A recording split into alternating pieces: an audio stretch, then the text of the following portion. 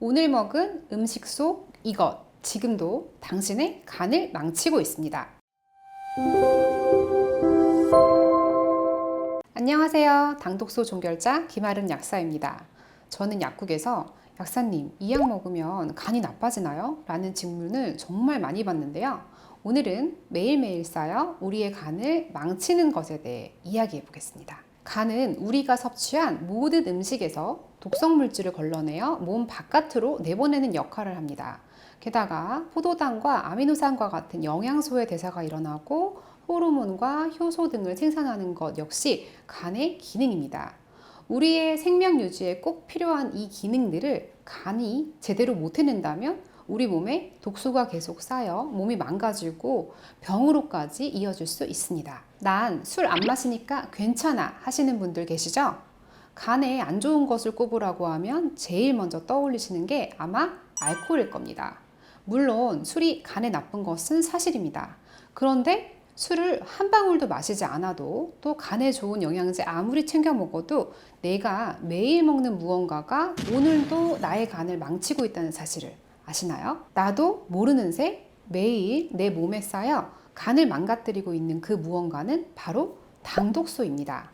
음식의 당분과 아미노산이 고열해서 조리되면 당독소라는 독성 물질을 생성하게 되는데요. 그래서 굽고 볶고 튀긴 음식에 당독소가 특히 많습니다.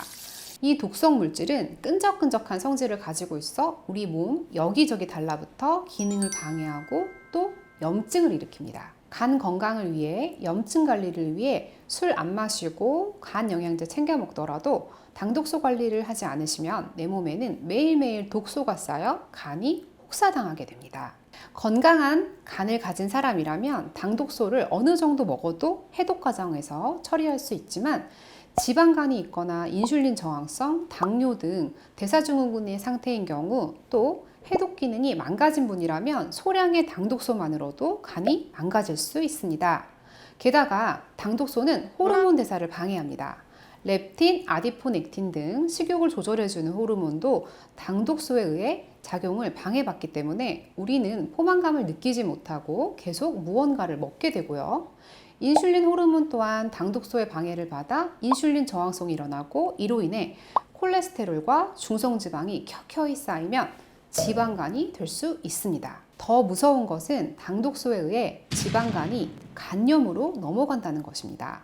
당독소는 지방간의 원인이기도 하지만 단순히 간에 지방이 쌓인 상태를 넘어서 간세포가 손상되고 염증까지 가득한 비알코올성 지방간염이 생기기도 합니다. 이미 지방으로 채워진 간에 계속해서 염증이 생기면 결국 간세포가 녹아버리게 되고 그 자리가 흉터 조직으로 급하게 채워져 간 섬유화가 일어나는데요. 섬유화로 탄력성이 떨어진 간은 건조하고 딱딱하게 변해 결국엔 간경화로까지 이어지게 됩니다. 이때 스트레스도 많고 대사율이 떨어져 활성산소까지 많다면 이 일들이 단시간에 일어나고 간염까지 이어지는 간 기능 부전에 의해 생명까지 위협받게 될 수 있습니다. 그래서 건강검진 결과 지방간이 있다고 하면 병원에서도 꼭 식이 조절과 운동을 통해 이러한 부분을 개선해달라 권고되곤 합니다. 간의 건강 상태를 정상 범위로 돌아가게 하기 위해서는 꼭 매일 먹는 음식에서 당독소 관리를 하셔야 하고요. 당독소 분해 유산균과 당독소 분해 아미노산도 섭취하시면 도움이 될 수 있습니다. 실제로 당독소를 줄여주는 유산균 실험 결과를 통해 이를 확인할 수 있었는데요. 건강한 성인 남녀 36명에게 당독소를 분해하는 유산균을 하루 한 포씩 26일간 먹게 했더니 간 손상 지표인 AST, ALT가 무려 각각 25%, 40% 개선되고 LDL 수치 또한 20%나 떨어지는 실험 결과를 얻었습니다. 그만큼 당독소가 염증을 일으켜 간을 아프게 하고 기능을 떨어뜨리는 주범이라는 것을 알 수 있는 결과입니다. LDL이 높은 분들도 반드시 이 부분을 주목해 주셔야 하겠습니다. 그리고 주의해야 할 것이 한 가지 더 있는데요. 바로 활성산소입니다.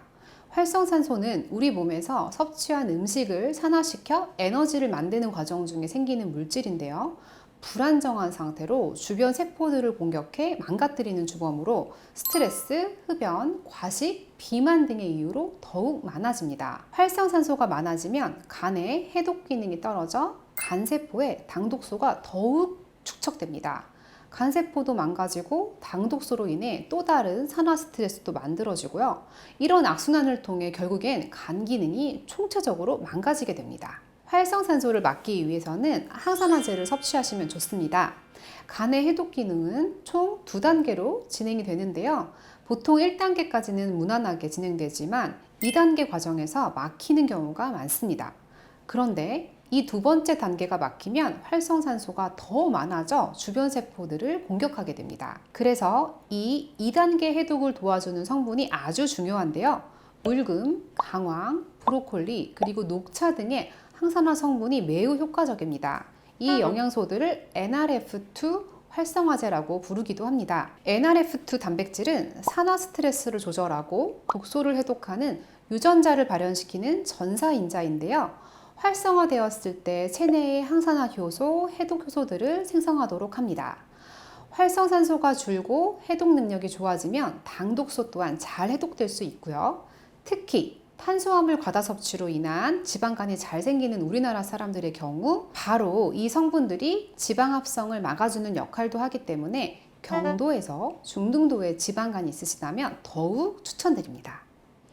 마지막으로 간의 건강 상태를 가장 빠르게 회복시킬 수 있는 방법을 알려드리겠습니다. 바로 5일간의 당독소 해독 시기입니다. 단 5일만 800kcal 이하로 당독소가 제한된 음식을 섭취하면 식탐이 줄어들 뿐 아니라 호르몬 대사도 정상으로 돌아와 간에 쌓여있던 지방을 태우고 간의 해독 기능 또한 회복될 수 있습니다. 5일간 당독소를 해독하는 자세한 방법과 몸에서 어떤 일이 일어나는지에 대해서 좀 더 자세히 알고 싶으시다면 댓글 링크를 참조하시면 좋겠습니다. 간은 침묵의 장기라고 합니다. 70%의 기능이 상실될 때까지도 간은 신호를 보내지 않습니다.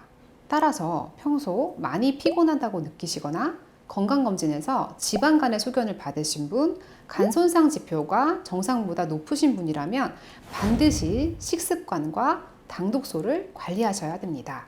생활습관 및 식습관 교정, 영양요법이 이루어지지 못하면 그 다음 단계는 간경화와 암이 될지도 모릅니다.